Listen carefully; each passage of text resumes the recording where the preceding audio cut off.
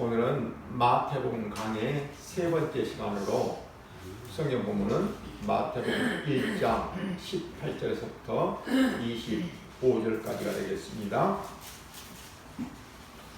마태는 예수님의 족보에 5명의 여인을 기록하고 있습니다.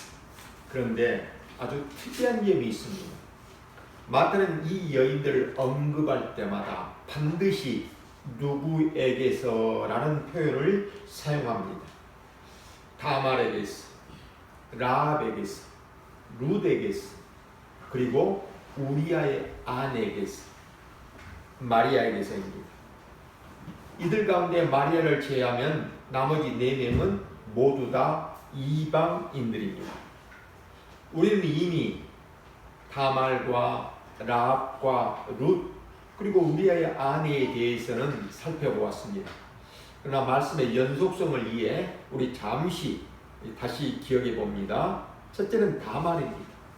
다말은 유다의 며느리로서 가나안 여인입니다. 남편이 죽은 후 시아버지 유다가 하나님의 뜻을 따르지 않고 자신의 막내 아들인 셀라만을 보호하려고 하자 다말은 창녀로 변신하여 시아버지 유다와 동침을 하게 됩니다. 그래서 베레스와 세라라는 쌍둥이 아들을 낳게 됩니다. 다말은 죽은 남편의 대를 잇기 위하여 자신의 생명을 걸고 자신을 희생하였습니다. 둘째는 라합입니다. 라합은 여리고성에 살던 기생이었습니다. 그녀 역시 이방 여인이었습니다. 라합은 2명의 이스라엘 정탐꾼이 잡힐 위기에 처했을 때에 자신의 생명을 걸고 그들을 숨겨주었습니다. 그리고 이스라엘의 하나님께서 애굽에 행하신 놀라운 일들을 듣고 여호와 하나님은 위로는 하늘에서도 아래로는 땅에서도 유일하신 하나님이라고 고백을 하였습니다. 라합은 소문으로만 듣고도 하나님을 믿음으로 받아들였고 그 믿음으로 구원의 은혜에 참여하게 되었습니다. 셋째는 룻입니다. 룻은 모압 여인이었습니다. 남편이 죽은 후 그는 자신의 고향으로 돌아가 재혼을 하여 안정적인 새로운 삶을 살 수가 있었습니다. 그러나 룻은 그런 편안한 삶을 선택하지 않았습니다. 오히려 시어머니 나오미에게 이렇게 말합니다. 어머니의 백성이 나의 백성이 되고 어머니 하나님이 나의 하나님이 되실 것입니다. 룻은 자신의 미래를 보장받지 못하는 상황에서 하나님을 믿는 믿음으로만 시어머니 나오미를 따라 베들레헴으로 나아갔습니다. 이방인이었던 룻은 자신의 희생을 통해 하나님의 언약의 계보에 들어오게 되었습니다. 넷째는 우리아의 아내입니다.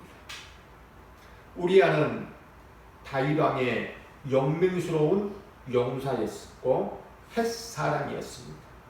따라서 그의 아내 밧세바 역시 이방인이었습니다. 그런데 마태는 그녀의 이름을 밧세바라고 기록하지 않고 굳이 우리아의 아내라고 기록합니다. 이는 다윗의 죄를 드러내기 위함입니다. 다윗은 우리아를 죽게 만든 후에 밧세바를 자신의 아내로 맞이합니다. 이후에 솔로몬이 태어나게 됩니다.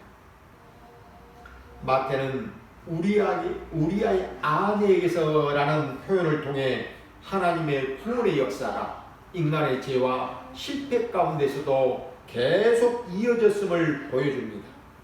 인간은 실패하지만 하나님의 언약은 실패하지 않습니다. 그런데 한 가지 놀라운 사실이 있습니다. 이스라엘 민족의 조상인 아브라함의 아내 사라의 이름이 족보에 기록되어 있지 않습니다. 이삭의 아내 리브가의 이름도 없고 야곱의 아내 레아와 라헬의 이름도 없습니다. 구약에서 매우 중요한 여인들의 이름이 따져 있는데 대신 다말과 라합과 룻과 우리아의 아내는 기록되어 있습니다. 그것도 모두 이방 여인들입니다. 마태는 왜 족보를 이렇게 기록하였을까요? 이는 하나님께서 아브라함에게 주셨다는 약속, 곧 땅의 모든 족속이 너로 말미암아 복을 얻을 것이라는 이 언약이 예수 그리스도 안에서 성취되었음을 보여주기 위함입니다. 예수 그리스도의 구원은 유대인만을 위한 구원이 아닙니다. 모든 민족과 모든 백성과 모든 죄인들을 위한 구원입니다. 족보의 이방 여인들의 이름이 기록된 것은 장차 모든 민족이 예수 그리스도를 통하여 구원의 은혜에 참여하게 될 것을 미리 보여주는 하나님의 놀라운 섭리입니다. 마지막 다섯 번째는 마리아입니다. 우리 마태복음 1장 16절을 함께 봅니다. 마태복음 1장 16절입니다. 우리 찾으시면 함께 한 목소리로 읽습니다. 야곱은 마리아의 남편 요셉을 낳았으니 마리아에게서 그리스도라 칭하는 예수가 나시니라. 지금까지 조건은 계속해서 아브라함이 이삭을 낳고 이삭은 야곱을 낳고 야곱은 유다와 그의 형제를 낳고 이런 방식으로 이어져 왔습니다. 그런데 예수님의 탄생에 이르러서는 표현이 달라집니다. 요셉이 예수를 낳았다라고 하지 않고 마리아에게서 그리스도가 나시니라라고 기록합니다. 요셉은 다윗의 후손입니다. 다윗은 야곱의 12아들 중에 유다 가문입니다. 유다 지파에서 왕이 나오게 될 것이라고 야곱은 예언하였습니다.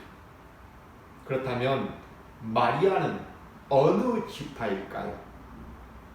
성경은 마리아가 어느 지파라고 명확하게 기록하고 있지는 않습니다. 그래서 학자들 사이에서는 크게 두 가지의 견해가 있습니다. 첫째는 유다 지파라는 견해입니다. 예수님은 다윗의 후손으로 오셔야만 했습니다. 신약성경은 예수님을 다윗의 자손이라고 여러 차례 강조합니다.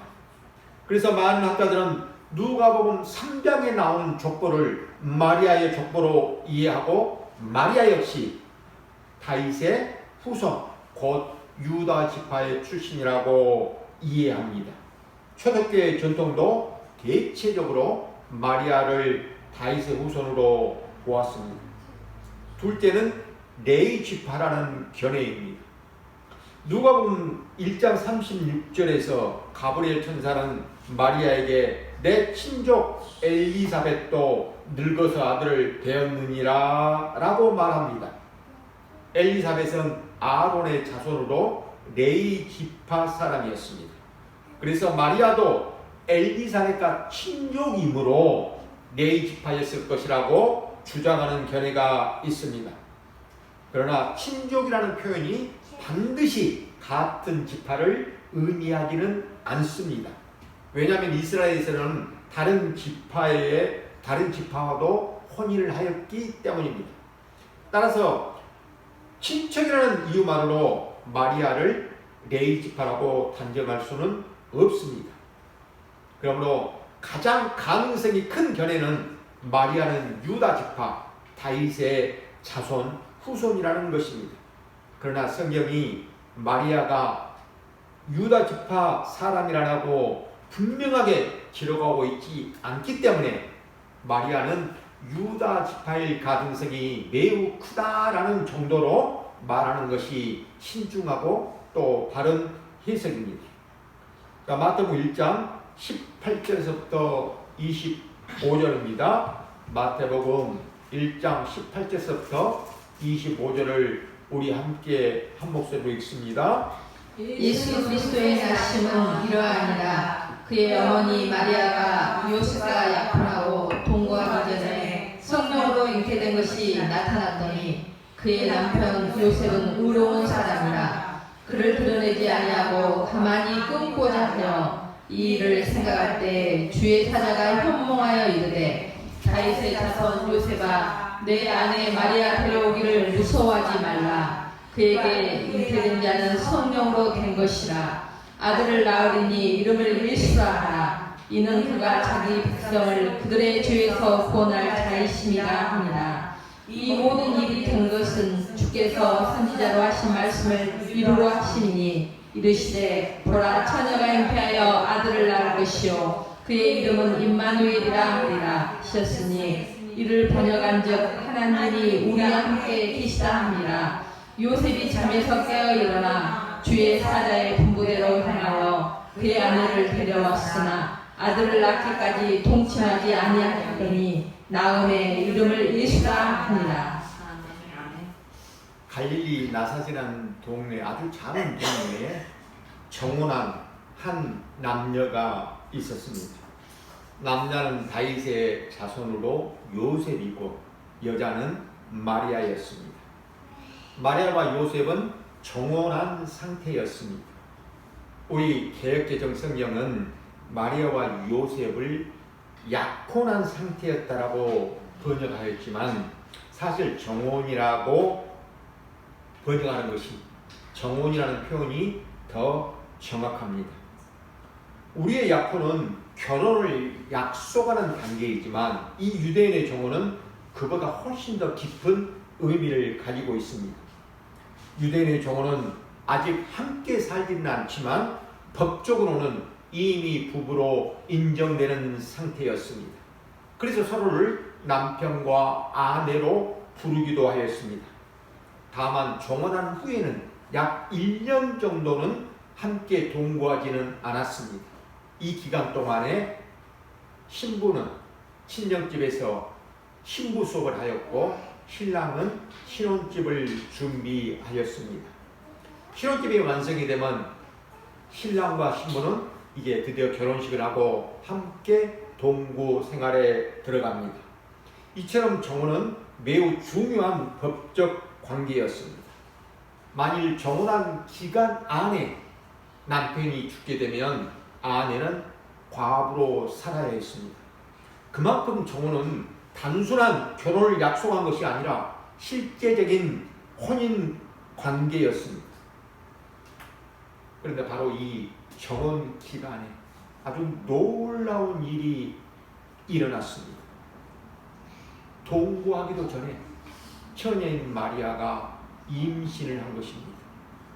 물론 마리아는 성령으로 잉태되었습니다. 그런데 이 사실을 알지 못하는 요셉에게 마리아의 임신 소식은 엄청난 충격이었습니다.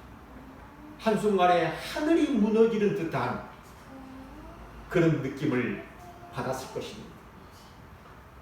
인간적으로 생각하면 가장 믿고 신뢰했던 여인에게서 배신을 당한 것입니다. 그런데 성경은 요셉을 의로운 사람이라고 말합니다. 여기서 의롭다는 것은 율법의 의를 말합니다. 요셉은 율법대로 한다면 마리아를 법정에 고소할 수 있었습니다. 고발하면 어떻게 됩니까? 신명기법에 보면 정혼한 처녀가 부정한 일을 행하여 임신을 하였다면 돌로 쳐서 죽이라고 말씀합니다. 그러므로 만일 요셉이 마리아를 고발한다면 마리아는 돌에 맞아 죽을 상황이었습니다. 그러나 요셉은 그렇게 하지 않았습니다. 비록 큰 충격과 배신을 느꼈지만 그는 마리아를 드러내어 공개적으로 드러내지 아니하고 조용히 관계를 끊고자 하였습니다. 여기서 가만히 끊고자 했다는 것은 조용히 파혼하고자 했다는 뜻입니다. 요셉은 율법을 지키는 사람이었지만 동시에 긍휼과 사랑이 있는 사람이었습니다. 그는 자신의 상처를 생각하기보다 마리아의 생명을 먼저 생각하겠습니다. 바로 그때 주의 사자가 꿈에 나타나 요셉에게 말씀합니다. 다윗의 자손 요셉아, 내 아내 마리아를 데려오기를 무서워하지 말라. 그에게 잉태된 자는 성령으로 된 것이라. 하나님께서는 천사를 통하여 마리아의 임신이 사람의 일이 아니라, 사람으로 되어진 일이 아니라 성령으로 된 하나님의 역사임을 알려주셨습니다. 우리는 이 사건을 수태고지라고 부릅니다. 수태고지란 한자로 아기를 잉태하게 될 것을 하나님께서 미리 알려주신 사건을 말합니다. 마리아에게 수태고지를 받는 장면을 누가복음에서는 좀 더 자세히 기록하고 있습니다. 우리 누가복음을 함께 확인해 봅니다. 신약성경 87페이지 누가복음 1장으로 갑니다. 신약성경 87페이지 누가복음 1장입니다. 누가복음 1장 26절에서부터 38절입니다. 누가복음 1장 26절에서부터 38절까지를 우리 함께 한 목소리로 읽습니다. 여섯째 달에 천사 가브리엘이 하나님의 보내심을 받아 갈릴리 나사렛에 지난 동네에 가서 다윗의 자손 요셉이라 하는 사람과 약혼한 처녀에게 이르니 그 처녀의 이름은 마리아라. 그에게 들어가 이르되 은혜를 받은 자여 평안할지어다. 주께서 너와 함께 하시도다 하니 처녀가 그 말을 듣고 놀라 이런 인사가 어찌하리가 생각하매 천사가 이르되 마리아여 무서워하지 말라. 내가 하나님께 은혜를 입었느니라. 보라 내가 잉태하여 아들을 낳으리니 그 이름을 예수라 하라. 그가 큰 자가 되고 지극히 높으신 이의 아들이라. 일컬어질 것이요 주 하나님께서 그 조상 다윗의 왕위를 그에게 주시리니 영원히 야곱의 집으로 왕으로 다스리실 것이며 그 나라가 무궁하리라. 마리아가 천사에게 말하되 나는 남자를 알지 못하니 어찌 일이 있으리까. 천사가 대답하여 이르되 성령이 내게 임하시고 지극히 높으신 이의 능력이 너를 덮으시리니 이러므로 나실 바 거룩한 이는 하나님의 아들이라 일컬어지리라. 보라 내 친족 엘리사벳도 늙어서 아들을 배었느니라. 본래 임신하지 못한다고 알려진 이가 이미 6달이 되었나니 드디어 하나님의 모든 말씀은 능하지 못함이 없느니라. 마리아가 이르되 주의 여종이니 말씀대로 내게 이루어지리이다 하며 천사가 떠나가니라. 아멘. 천사 가브리엘이 마리아에게 다윗의 왕위를 영원히 이어가실 메시아가 태어날 것이라고 전합니다. 그때 마리아가 이렇게 고백합니다. 주의 여종이오니 말씀대로 내게 이루어지이다. 이 고백은 단순한 순종의 말이 아닙니다. 마리아도 율법을 알고 있습니다. 처녀가 임신했다는 사실이 알려지면 자신이 어떤 일을 당해야 한다는 것을 알고 있었습니다.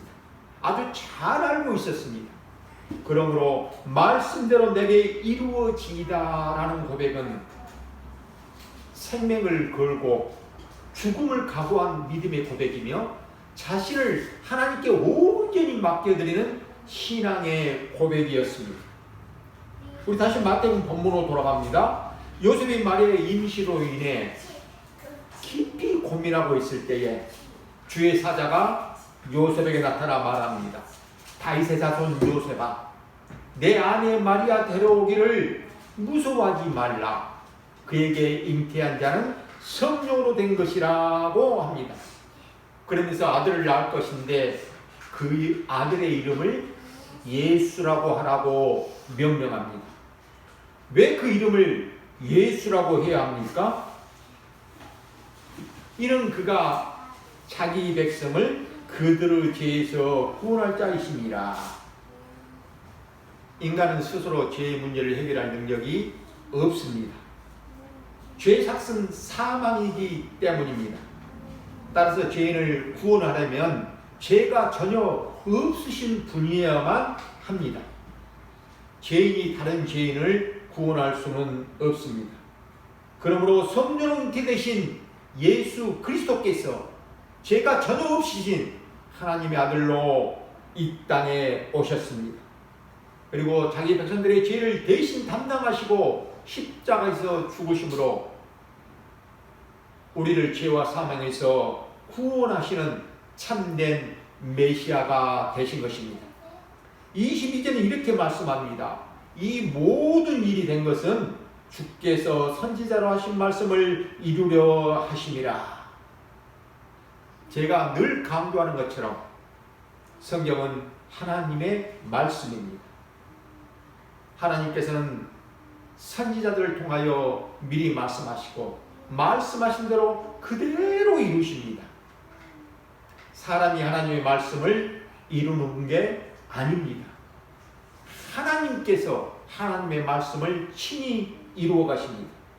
그러므로 우리가 성경을 읽는다는 것은 하나님께서 구약의 선지자를 통하여 무엇을 약속하셨는지를 확인하고 그 약속이 예수 그리스도를 통해 어떻게 이루어졌는지를 확인을 하고 믿는 것입니다. 우리 기독교 신앙은 아무 근거도 없이 무조건 맹목적으로 믿는 신앙이 아닙니다. 하나님께서 약속하셨고 그 약속을 이 땅 역사 속에서 어떻게 성취하셨으며 지금도 어떻게 이루어가고 계시는지를 알고 확인하고 믿는 신앙입니다. 그리고 23절은 이렇게 말씀합니다. 보라, 처녀가 잉태하여 아들을 낳을 것이요 그의 이름을 임마누엘이라 하리라. 그런데 이 임마누엘의 약속은 갑자기 주어진 말씀이 아닙니다. 이 말씀은, 이 약속은 이사야 선지자 시대에 매우 절망적인 상황에 있을 때에 하나님께서 주신 약속이었습니다. 우리 이사야 7장으로 갑니다. 구약 성경 페이지 976페이지입니다. 구약 성경 페이지 976페이지 이사야 7장 10절에서부터 14절입니다. 이사야 7장 10절로 14절을 우리 함께 한 목소리로 읽습니다. 여호와께서 또 아하스에게 말씀하여 이르시되 너는 내 하나님 여호와께 한 징조를 구하되 깊은 데에서든지 높은 데에서든지 구하라 하시니 아하스가 이르되 나는 구하지 아니하겠나이다. 나는 여호와를 시험하지 아니하겠나이다 한지라. 이사야가 이르되 다윗의 집여 원하건대 들을지어다. 너희가 사람을 괴롭히고서 그것을 작은 일로 여겨 또 나의 하나님을 괴롭히려 하느냐. 그러므로 주께서 친히 징조를 너희에게 주실 것이라. 보라, 처녀가 잉태하여 아들을 낳을 것이요 그의 이름을 임마누엘이라 하리라. 아멘. 남유다에 큰 위기가 찾아왔습니다. 북이스라엘과 아람 두 나라가 연합하여 남유다를 공격해 왔습니다. 당시 아수르가 이 신흥강대국으로 부상을 하자 이에 위협을 느낀 북이스라엘과 아람왕이 연합하여 친아수르 정책을 쓰고 있는 남유다를 공격한 것입니다. 남유다에게도 반아수르 정책인 우리와 함께 동참하라고 하면서 공격을 해온 것입니다. 그러자 아하스 왕과 이스라엘 백성들의 마음이 바람에 나뭇잎이 흔들리듯이 매우 두려워하였다라고 성경은 말씀합니다. 바로 이때 여호와 하나님께서 이사야 선지자를 아하스 왕에게 보냅니다. 그리고 그들을 두려워하지 말라고 말씀하십니다. 하나님께서 그들을 물리쳐 주실 것이니 두려워하지 말라는 것입니다. 그런데 아하스 왕은 하나님의 말씀을 믿지를 못합니다. 그래서 이사야 선지자가 왕에게 믿지 못하겠거든 믿을 만한 징조를 구하라고 말합니다. 하나님께서 어떤 징조라도 보여주시겠다는 것입니다. 그런데 아하스 왕은 나는 하나님을 시험하지 않겠다라며 징조를 구하지 않았습니다. 겉으로 보기에는 하나님을 시험하지 않겠다는 이 말이 아주 믿음 좋은 말로 보여집니다. 그러나 실제로는 불신앙이었습니다. 강한 두 나라의 연합군이 쳐들어왔는데 어떻게 하나님의 약속의 말씀만 믿고 있을 수 있겠느냐는 것입니다. 아하스는 하나님의 말씀을 믿지 않았습니다. 사실 아하스는 이미 자기 나름대로 대책을 세워 놓았습니다. 그것은 북이스라엘과 아람 나라보다도 더 힘있고 강한 아수르에게 도움을 청해 놓은 것입니다. 아하스가 믿는 것은 하나님의 약속이 아니라 아수르의 군대였습니다. 이러한 아하스를 책망하시면서 하나님께서 친히 징조를 주시겠다라고 말씀하십니다. 그 징조가 바로 처녀가 아들 낳을 것이요 그의 이름을 임마누엘이라고 하리라는 말씀입니다. 바로 여기에서 임마누엘의 약속이 주어진 것입니다. 임마누엘은 두 가지 의미가 있습니다. 첫째, 문자적인 의미로는 하나님이 우리와 함께 계신다는 뜻입니다. 둘째, 언약적 의미로는 예수 그리스도의 칭호입니다. 결국 예수 그리스도의 탄생을 통해 이 임마누엘의 약속은 성취된 것입니다. 사랑하는 여러분, 우리는 보통 임마누엘이라고 하면 좋은 의미로만 생각합니다. 왜 그렇습니까? 왜냐하면 하나님이 우리와 함께 계시기 때문입니다. 그런 말이기 때문입니다.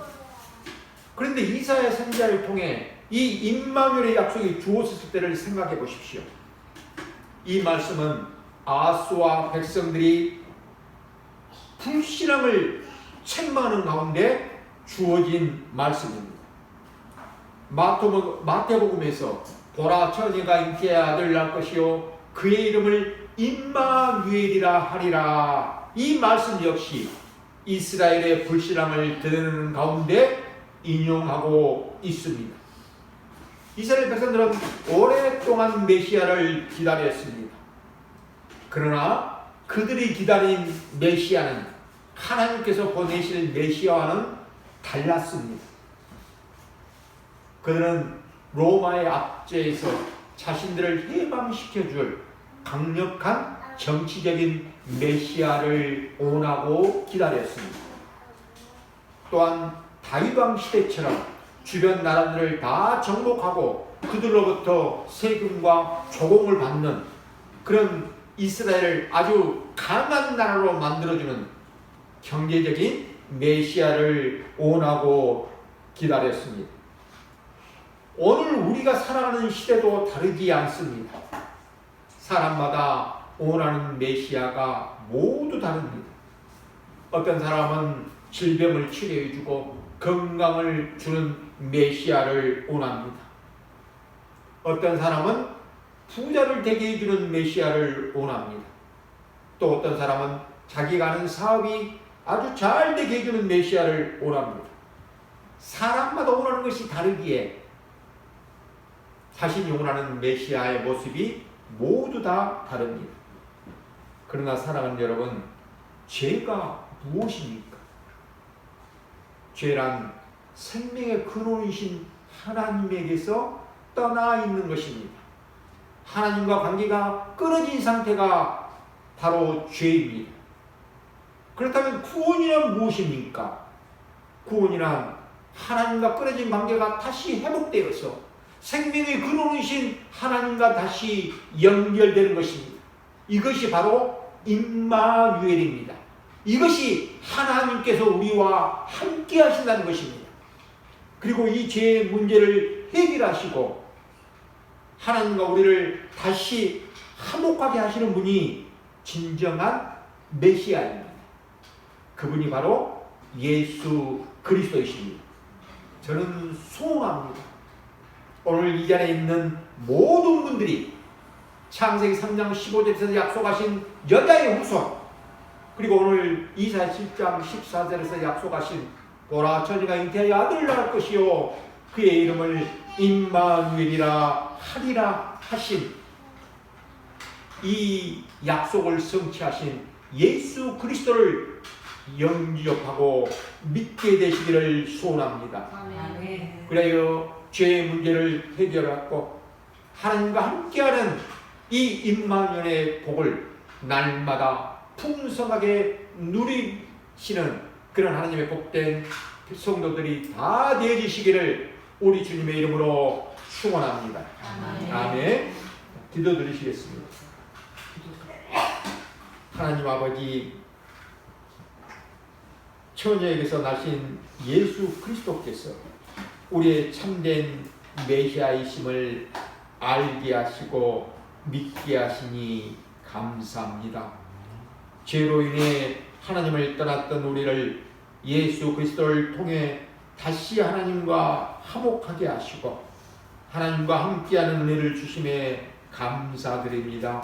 우리의 욕심대로 메시아를 찾지 않게 하시고 죄에서 우리를 구원하시는 참된 구원자이신 예수 그리스도만 바라보게 하시옵소서. 날마다 임마누엘의 은혜를 누리며 살아가는 믿음의 백성들이 다 되게 하여 주시옵소서. 우리 주 예수 그리스도의 이름으로 기도드리옵나이다. 아멘.